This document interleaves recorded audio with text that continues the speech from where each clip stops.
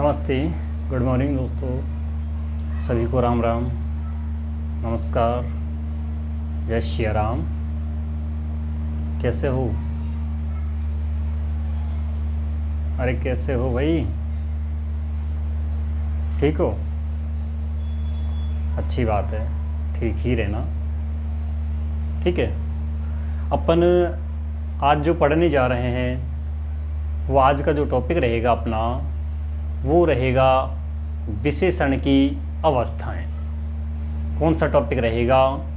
विशेषण जो है, अपने विशेषण को तो पढ़ लिया है, लेकिन उसकी जो अवस्थाएं हैं, विशेषण की कौन कौन सी अवस्थाएं होती है और कौन सी अवस्था को किस प्रकार से पहचाना जाता है, तो उस चीज़ के बारे में आज अपन पढ़ने वाले हैं। ठीक है, टॉपिक डालेंगे अपन विशेषण की अवस्था।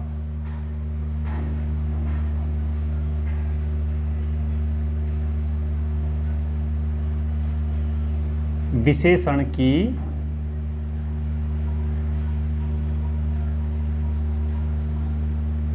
अवस्था। ठीक है,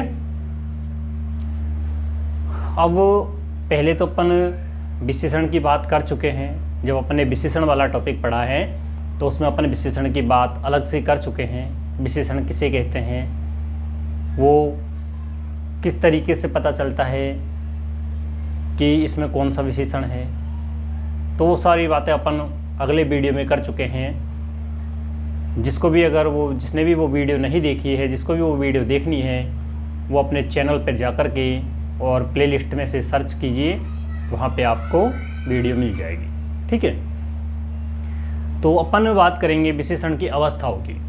ठीक है, विशेषण की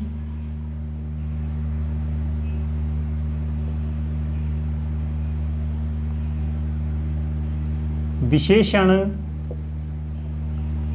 की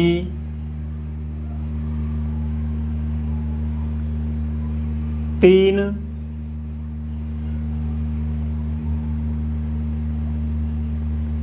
अवस्थाएं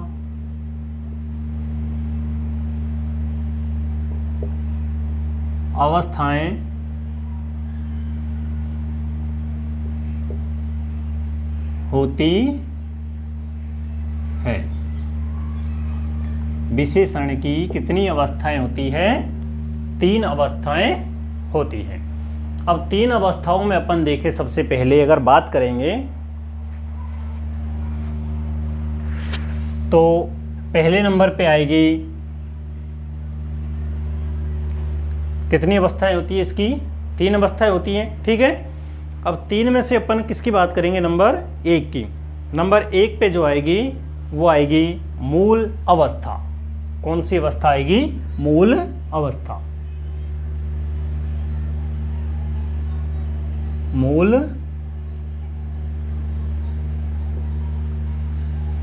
अवस्था। ठीक है, एक एक करके अपन तीनों के बारे में धीरे धीरे पढ़ते हुए आगे बढ़ेंगे। ठीक है, तो पहले नंबर 1 पे अपन ने डाल दिया मूल अवस्था। अब ये मूल अवस्था क्या होती है?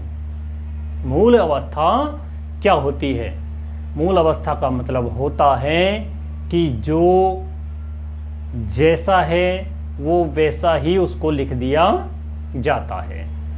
जो व्यक्ति जैसा है सिर्फ उसके बारे में ही बोला जाता है कि वो व्यक्ति ऐसा है। यानी कि मूल अवस्था में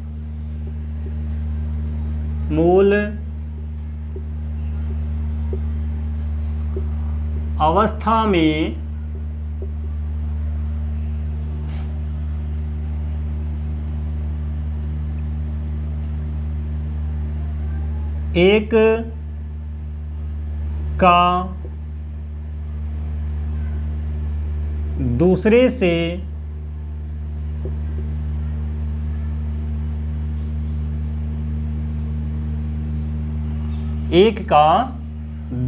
से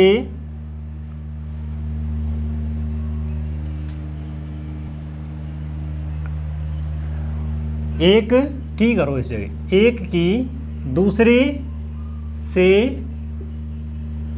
तुलना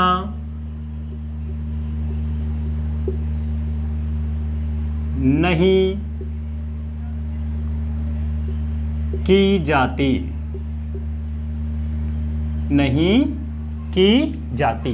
यानी कि जो व्यक्ति जैसा है उसके बारे में वैसा ही लिख दिया जाएगा, उसको वैसा ही बता दिया जाएगा, उसके बारे में वैसा ही बोल दिया जाएगा, लेकिन उसकी कभी भी किसी दूसरे से या तीसरे से, किसी अन्य व्यक्ति से कभी भी उसकी तुलना नहीं की जा सकती।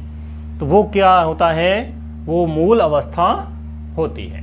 कौन सी अवस्था हो गई, वो मूल अवस्था हो गई। यानी कि जो व्यक्ति जैसा है सिर्फ उसी व्यक्ति के बारे में बोला जाएगा, उसको दूसरे से कंपेयर नहीं किया जाएगा, दूसरे से उसकी तुलना नहीं की जाएगी, सिर्फ उसी के बारे में बोला जाएगा, अन्य किसी के बारे में नहीं बोला जाएगा। ठीक है, जैसे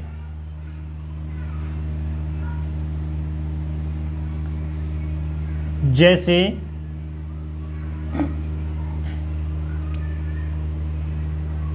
राम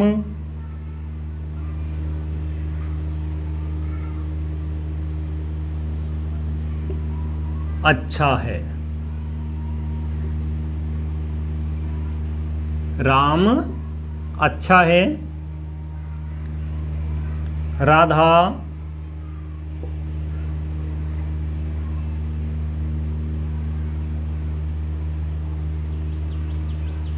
राधा की मधुर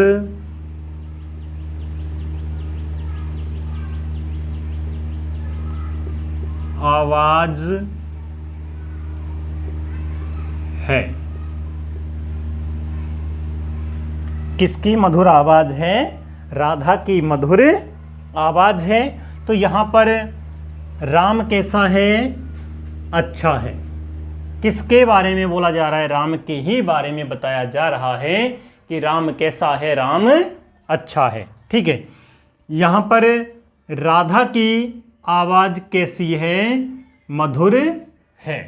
यानी कि सिर्फ राधा के बारे में ही बोला जा रहा है कि राधा की आवाज मधुर है। यहां पे किसी दूसरे व्यक्ति का तो नाम नहीं लिया जा रहा। ठीक है, सिर्फ जो व्यक्ति जैसा है, उसका जैसा गुण है, उसकी जो विशेषता है, उस विशेषता को ही बतलाया जा रहा है। ठीक है, किसी अन्य व्यक्ति का इसमें नाम नहीं लिया जाएगा। जो व्यक्ति जैसा है उसकी विशेषता को उसी प्रकार से बतलाया जाएगा, वो होती है मूल अवस्था। ठीक है, एक बार नोट करो इसको।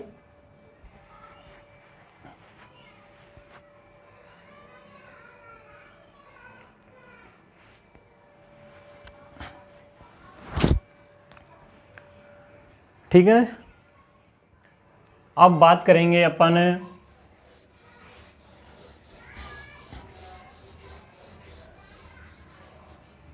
नंबर 2।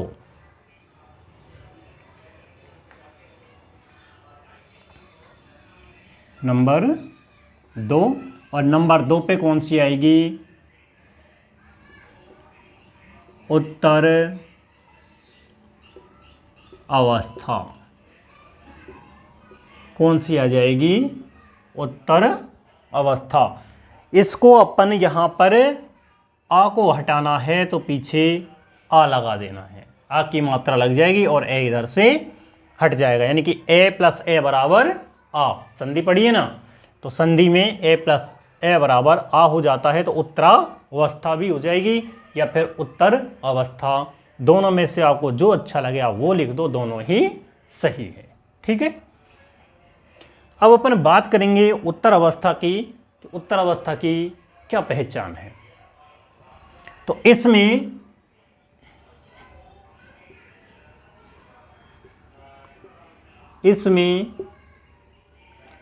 एक व्यक्ति की, एक व्यक्ति या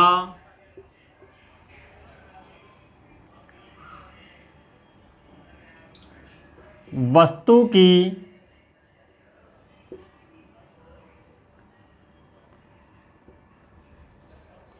दूसरे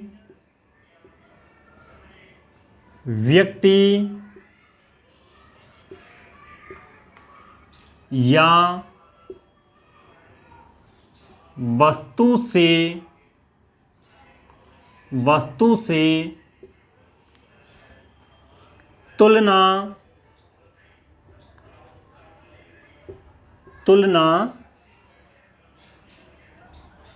की जाती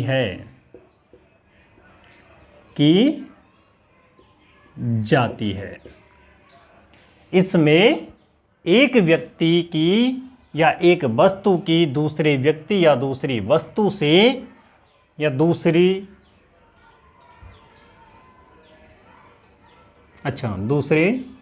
व्यक्ति या दूसरी या वस्तु से तुलना की जाती है।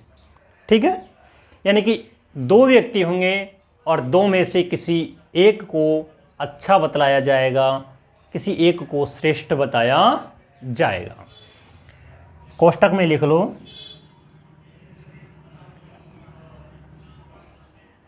दो में से किसी एक को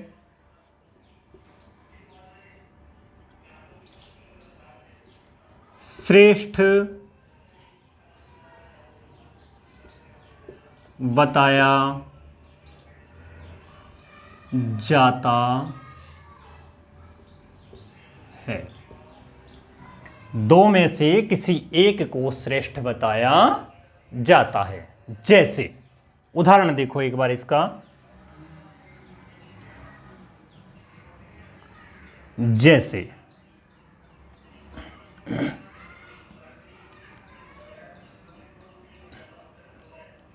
राधा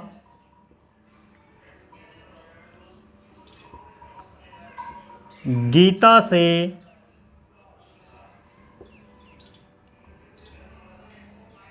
अच्छा गाती है।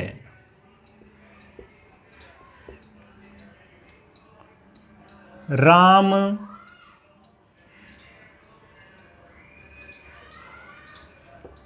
मोहन से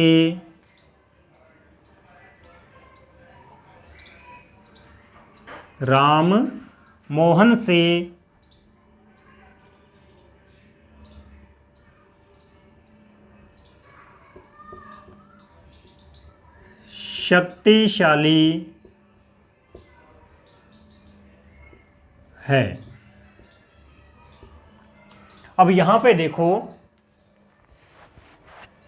पहले नंबर पे सबसे पहले अपन उत्तर अवस्था की बात कर रहे हैं। इसमें एक व्यक्ति या एक वस्तु की तुलना किससे की जाती है? दूसरी वस्तु या दूसरी व्यक्ति से की जाती है। यानी कि या तो दो व्यक्ति होंगे या फिर दो वस्तुएं होंगी।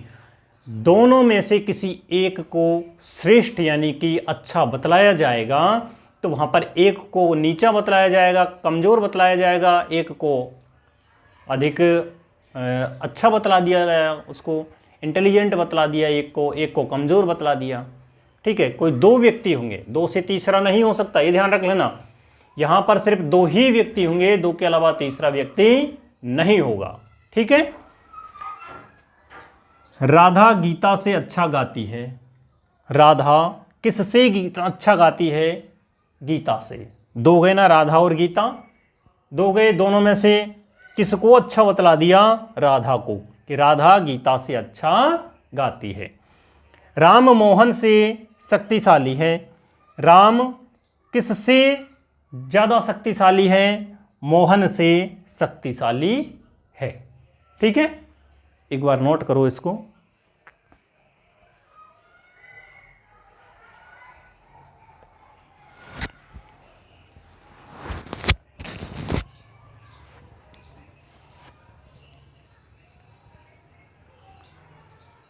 ठीक है, अब बात करेंगे नंबर 3 की। और नंबर 3 पर जो अवस्था आने वाली है वो अवस्था कौन सी है? वो है उत्तम अवस्था। नंबर 3 पे कौन सी आएगी?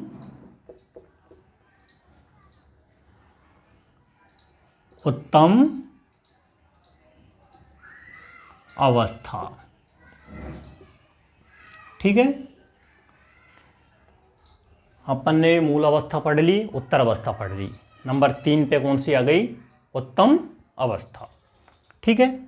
अब उत्तम अवस्था की जो पहचान है, तो उसकी पहचान क्या है कि बहुत सारे में से, बहुत लोगों में से किसी एक को श्रेष्ठ बतलाया जाता है।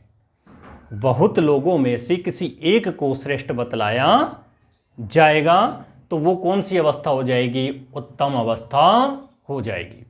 बहुत सारी वस्तु है, उनमें से किसी एक वस्तु को अच्छा बतला दिया जाए, उसको उसकी अच्छाई बतला दी जाए कि ये सब में अच्छी है, तो वहां पर वो कौन सी हो जाएगी? उत्तम अवस्था। जैसे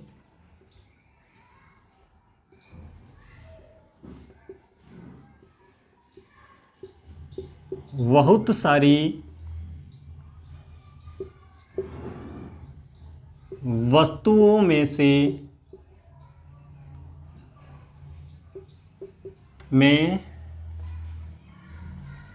से या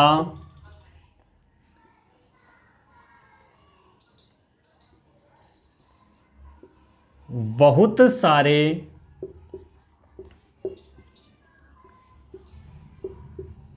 व्यक्तियों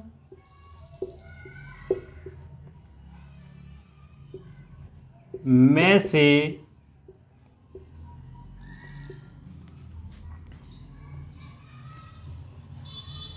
किसी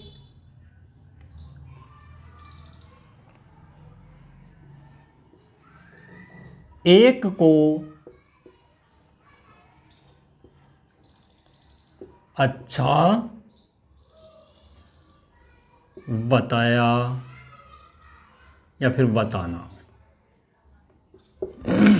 यह कौन सी अवस्था हो जाएगी? उत्तम अवस्था हो जाएगी। जैसे उदाहरण से समझो। जैसे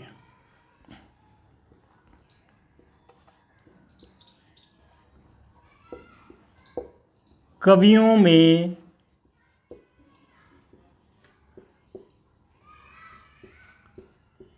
कालिदास श्रेष्ठ है।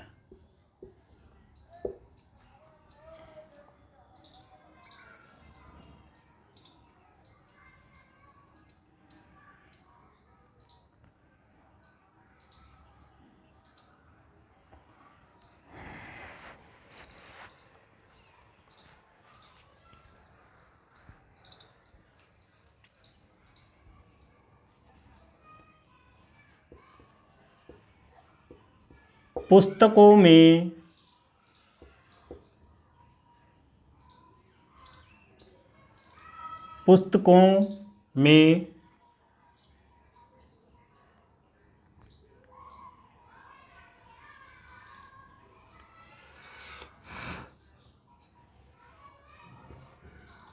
हिंदी की बुक,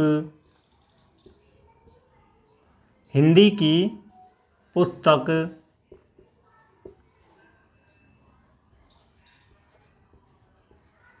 अच्छी है। यहां पे देखो, एक तो व्यक्ति हो गया, एक हो गई वस्तु। कवियों में कालिदास श्रेष्ठ है। कवियों, बहुवचन, बहुवचन यानी बहुत सारे कवि है, बहुत सारे कवि हैं। उन कवियों में से किसको श्रेष्ठ बतला दिया है? कालिदास को श्रेष्ठ बतला दिया है। कि कौन श्रेष्ठ है? कालिदास श्रेष्ठ है। कालिदास श्रेष्ठ है। किसमें? कवियों में कालिदास श्रेष्ठ है। पुस्तकों में हिंदी की पुस्तक अच्छी है, यानी कि बहुत सारी पुस्तकें रखी हैं, उन पुस्तकों में, सभी पुस्तकों में से किसकी पुस्तक अच्छी है? हिंदी की पुस्तक अच्छी है। किसकी? हिंदी की। यानी बहुत सारों में से किसी एक को श्रेष्ठ बताना, किसी एक को अच्छा बताना, वो कौन सी अवस्था हो जाती है? उत्तम अवस्था हो जाती है। ठीक है। इसी के साथ में अपना ये जो टॉपिक था एक छोटा सा, वो ख़त्म होता है। मिलते हैं नए टॉपिक के साथ नई वीडियो में। तब तक के लिए धन्यवाद।